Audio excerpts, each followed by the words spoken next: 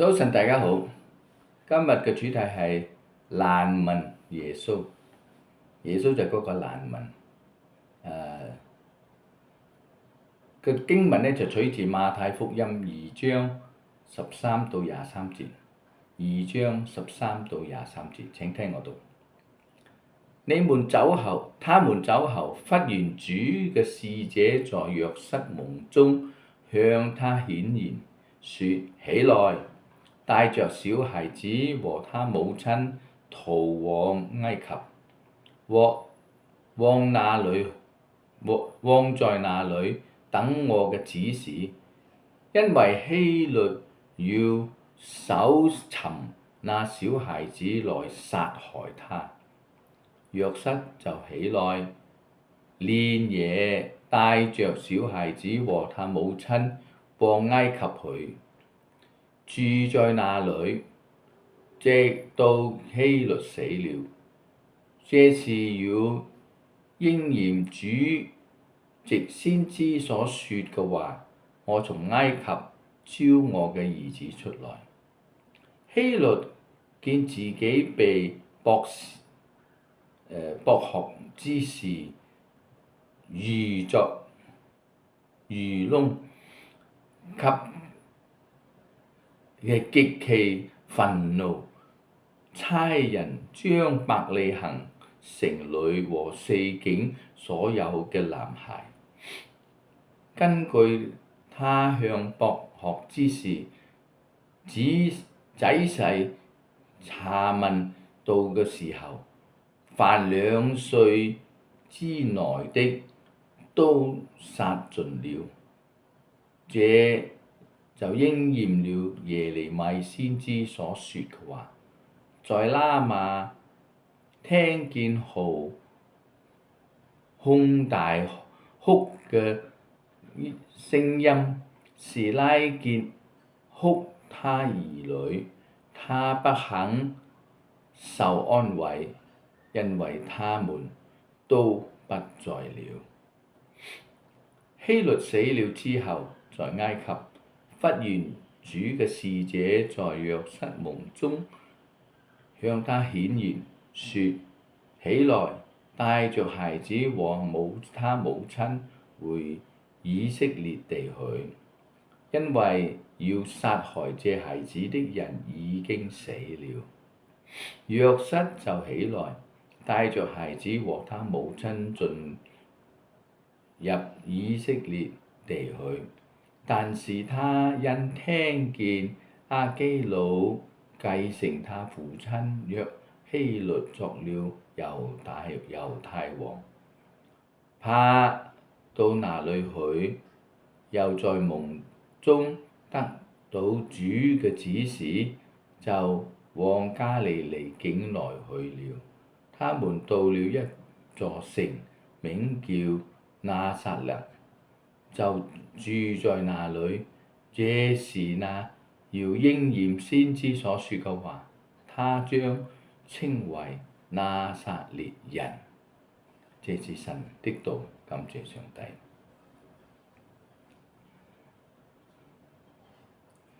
聖誕期間呢，係一個好歡樂、喜樂嘅時光，唱聖誕詩歌，歡樂、喜悅、美食、禮物、慶祝等等。但係自從第一個聖誕以來，就發生了好多好可怕嘅事情，例如死亡啊、殺戮啊、謀殺啊、爆炸啊、槍擊啊等等。到今日呢，每個聖誕節呢都有啲事情發生嘅。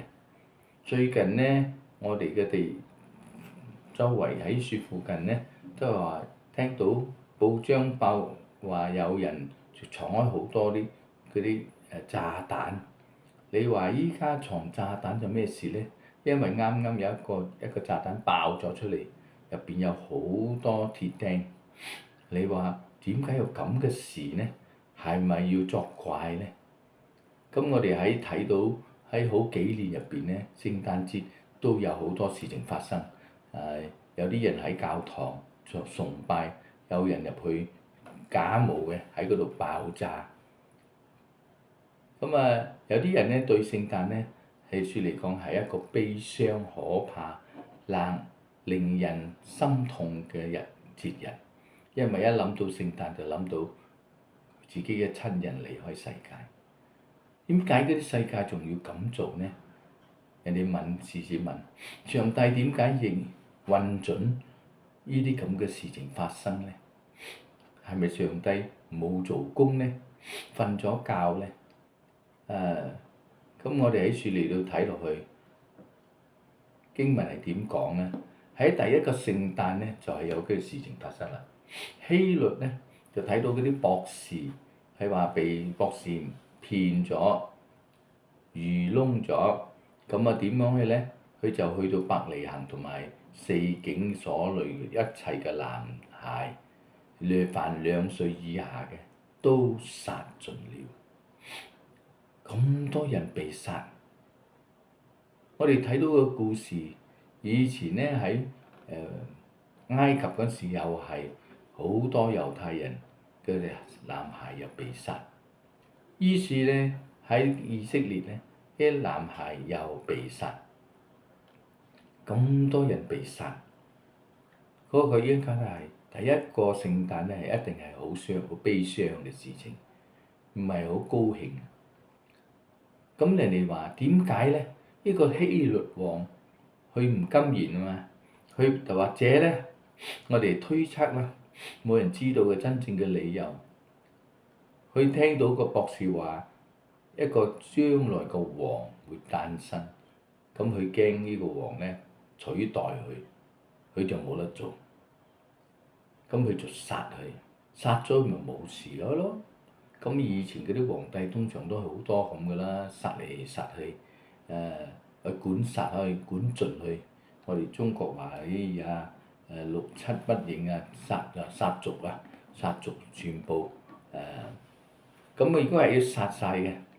咁呢個佢嘅權勢去殺，咁啊好多人受傷，係一啲人嗰種嘅貪權、貪財、貪名譽。貪好多嘢，就使到好多人受傷。就喺呢處呢，我唔相信幾多個百人、千人都會死咗，咁啊喺度好可惜。但係神嘅干預呢，就上帝入嚟干預就係要嚟到插手。咁本來呢個耶穌嬰孩都會死嘅，但係神呢要嚟插手。咁你話上帝插手嚟救呢個嬰孩，點解唔救全部人呢？佢唔係唔想救，但係因為好多一救全部會影響，咁個個都會死晒嘅。咁喺呢處呢，佢話起來，帶着孩子和母親逃往埃及，住在那裏。等我指示你，因為希律要搜尋那小孩子嚟殺害他。咁呢個使者呢，就要插手嚟救一個出嚟。咁佢哋就即刻離開，晚上就離開去到住喺埃及。咁佢哋要住到直等到希律死了。咁呢個係第一個上帝插手呢個干預。第二呢，個干預上帝呢，就係希律死了過後呢，上帝又出聲叫起來，帶着孩子和他母親回以色列地去，因為他殺害嘅孩子嘅人已經死了。咁咪等佢翻以色列嘅地方啦。咁啊喺處神呢就要愛嚟到幫助救。咁呢個嬰孩呢，係因為好特別，佢救一個，佢將來會救晒全世界。佢救一個，將來會救晒全世界。咁有時候呢，就係喺咁多當中，有時冇法子都要失去。咁係咪神做工呢？呢啲人殺戮開咁多呢？唔係，係因為嗰啲惡事。咁今日都係啊，就因為惡事喺我哋嘅生命，我哋害好多人，我哋好多人，我哋詐騙好多人，因為我哋嘅惡事唔係神唔畀我哋做，係我哋自己要去做，唔係神你唔阻止，佢都有阻止，但係我哋夾硬要去做。所以有啲人做大件嘅，有啲仲好巨大嘅，就好似希律王殺咗好多人。今日就係因為好多貪嘅事，貪錢、貪權、貪名、貪地位，所以使到呢個世界好亂。有時啲貪嘅都唔係冇喺你嘅世界，喺我哋自己屋企都有啊！爭財產啊，爭呢啲咁，為開咁就打到亂晒。呢啲你話係咪神唔會干涉呢？唔係，神講咗干涉，但係神嘅做法唔係咁樣。如果神嘅做法嚟，我哋全部都死晒啦，冇法子生存。神嘅做法就係要救我哋，所以有時佢哋講唔甘願喎，冇法子。但係呢個係神嘅做法。咁呢個世界咧係惡，又邪惡，又罪惡。咁喺呢處咧就使到好多無辜嘅人咧，就為開邪惡嘅決定喪命。以前嗰啲打仗，一個皇帝講打，幾多人死啊？無辜嘅人就死晒。今日又係一樣，一個人決定就打仗。你睇泰國同柬埔寨簽咗一個合議。跟住又嚟炸去，就係因為睇唔過眼，因為唔甘願，因為我哋唔輸得，就係咁樣嚟炸去，好可惜。因為呢個就係耶利米所講嘅預言，係話在拉瑪聽見號胸大哭嘅聲音，就是拉結哭他兒女，也不肯受安慰，因為他們都不在了，已經唔喺度啦，全死晒啦。點好呢？佢哋死咗點好？所以喺呢處好辛苦，呢個世界真係要經過好難。所以耶穌講開末世嚟到嘅時候呢，真係有好多地震，好多災難，好多呢個打仗，好多問題，好多人受苦。咁要點樣呢？繼續要做神嘅工，繼續喺神嘅工嗰處嚟到做工，傳俾更多人聽，仲更加要快。咁耶穌呢，佢就係一個難民。咁佢嘅難民係咩意思呢？佢如果真係離開嗰個被神嘅使者嗌咗約瑟帶咗佢離開，去咗埃及住開2年3年，唔知幾多年啦。大約我哋知道，如果耶穌係公元前6年出世嘅話，咁我哋知道呢個希律咧係公元前4年死嘅，咁大約係2歲到3歲嘅時候。有啲人咧話就1、2歲，有啲人咧就話5、6歲，咁冇定嘅。因為我哋唔知道真正耶穌佢出世嘅日期係幾時，大約咁啊。如果耶穌出世嘅日期係近公元前第4年嘅，咁佢淨係1歲嘅啫，1歲都未到嘅，冇定嘅。但係大家都知道耶穌到佢33歲嗰陣時候咧，大約就係公元29、公元30或者。有啲人講就係33，咁喺處，但係好多無辜人受，到今日都仲有好多無辜。我睇以色列同加沙打仗嘅時候，都係好多無辜人，都唔關你事，全部嗰啲領袖害死好多人。但係做一個難民，即係你要走難嘅，走難嘅意思即係好艱難，所以耶穌咧就要做一個走難。咁佢就初去到埃及，後來咧上帝呼召佢翻到去拿撒勒，佢冇去到耶路撒冷或者伯利恆，去到拿撒勒。點解去到拿撒勒咧？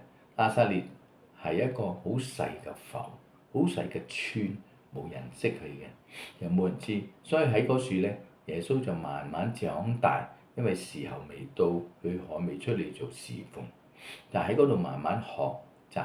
呢個訓練學習嘅呢段階段咧係非常重要，所以我記得我都係咁樣，被呼召出嚟做全職，咁我做呼召出嚟我都唔明白上帝點解要呼召我做，就好似點解要呼召耶穌，咁點解要唔係全部人嚟呼召係有啲人嘅，咁上帝呼召咗你就明白都係跟住行啦，咁。出嚟咧就要一個預備，一個裝備。呢個預備裝備咧，我哋就去咗神學院幾年。咁呢個係非常重要嘅，因為要我真正喺嗰處嚟到受訓。而家好多人受訓咧就係腦海嘅受訓，但係我哋冇住埋一氣，好簡單嘅經驗嘅受訓。呢啲簡單經驗嘅受訓係非常重要嘅，好多人。因為個世界改變咗，唔捨得又唔去得，因為又要照顧家，又要照顧好多事情，所以又唔離得個家，又唔離得工作，所以喺處就嚟到搬事嚟到讀，或者夜校嚟到讀都得，但係嗰種嘅裝備咧，都有，但係更加好嘅裝備咧，最好就去一個完全離開咗。依靠上帝，只要依靠簡單生活、簡單食嘢、簡單全部依靠上帝嚟做事。咁呢個就係好似一個難民裝備咁嘛。耶穌返到去亞撒列都係一樣，喺好簡單嗰度做嘢，喺嗰度學習，喺嗰度被訓練。今日都係一樣，喺簡單做嘢被訓練。當時候亞撒列係一個唔出名嘅地點，冇人知道。人哋話亞撒列啊，好有出名嘅地方咩？冇。但係喺個亞撒列唔出名嘅地方，就咁先至可以嚟到漸漸裝備。咁我哋好多人咧就想好中意去到大城市，好中意去大城市，因為大城市多人啊，多節目啊，又多錢揾啊，好多。但係如果做侍奉咧，就唔係啦。你話裝備咧，唔好去大城市啦，你就最好咧就係去到嗰啲冇人去嘅地方，靜雞雞嘅，好少嘅，慢慢裝備。喺嗰陣時候咧，你就會裝備好多啦。點解咧？因為嗰陣時候你就係只要依靠神嘅啫，都係依靠神。咁呢個做難民嘅人咧，就係爸爸又依靠，媽媽又依靠，連耶穌自己都係依靠。咁喺樹。呢個依靠係非常重要。如果我哋你睇好多嗰啲人運動員啊，打羽球嘅，佢哋訓練，好多時候我哋以為係訓練啦，係佢哋嗰啲肌肉啊，佢哋嗰啲步法啊做得好就打贏，未必。因為入到呢個場所嘅時候要打嘅時候咧，呢個世界嘅場面嗰度你打咧。佢唔係淨好多壓力啊！我哋嘅注意力同我哋嘅壓力，尤其是嗰啲觀眾嘅壓力，好多時候都會影響嘅。所以咧，我哋做牧者嘅好多時候咧，侍奉嘅人咧，都係有好多侍奉咧，就冇咩效果嘅，因為太多壓力。嗰啲壓力咧，自己有自己嘅壓力，世界有世界嘅壓力，問題有問題嘅壓力。好多壓力，壓力到我哋都唔知道點樣樣嚟到面對啊！所以一個裝備係非常重要。嗰啲裝備咧，真係可以幫助你去面對嗰啲壓力，因為你曉得依靠神啊嘛。但係好多時候咧，我哋入咗去嗰啲人學咗都未學晒，就唔識得依靠神嘅時候咧，咁我哋依靠自己嘅聰明啊，中意自己嘅知識啊，應依靠自己嘅一切。咁就好快跌倒，好快冇效果，同埋好快放棄，就係好快覺得點解我做到都唔係達到應就好嘅成績咧？就因為我哋依靠自己，但係只要你依靠神。如果你今日喺度聽緊嘅，你係要學習依靠神。咁啊點樣學習依靠神咧？最好嘅訓練就要尋找認識神。同佢分享，行佢條路，就好似以前嗰啲人愛嚟到磨練。佢哋話有學功夫，你愛磨練，你都要打好好嘅基礎。就呢啲基礎係非常最重要嘅。